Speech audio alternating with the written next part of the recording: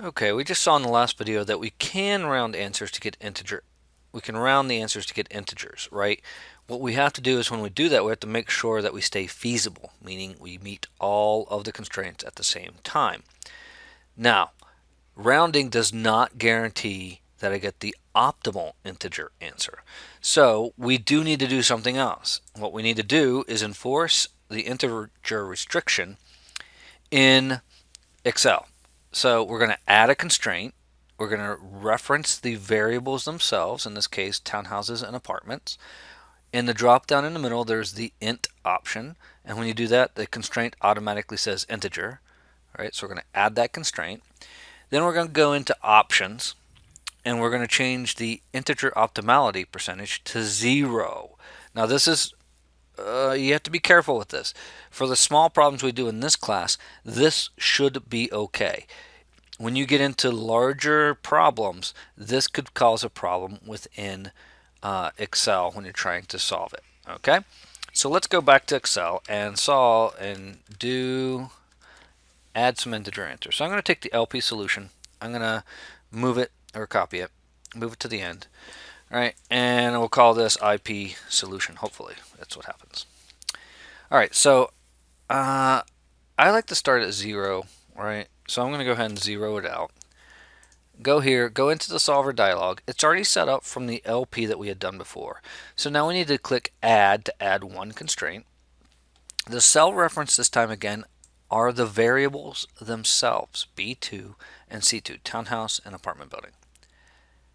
Then in the drop down I pick int, and notice that the constraint automatically says integer. Click OK, and we see that that goes on top, and then these other constraints are still there.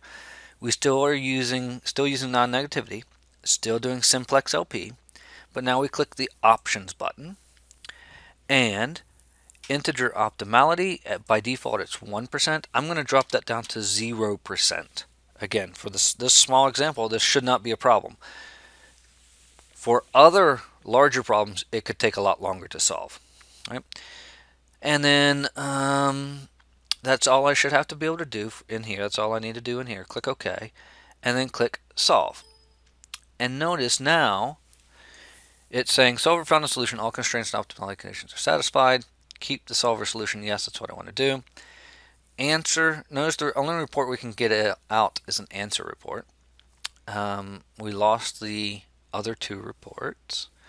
Click OK, and we see that the optimal solution was something we didn't try before. It's 4 townhouses and 2 apartment buildings for a grand total of $70,000. Back here we're at $73,500, so we're a lot closer. This first solution was 65, so we're 5 better than that. We're 10 better than the second solution we found. Right? So 2 and 3, 3 and 2, right? 4 and 2 seems to be the best. 4 townhouses, 2 apartment buildings. We are still feasible. We're not using up all of our budget.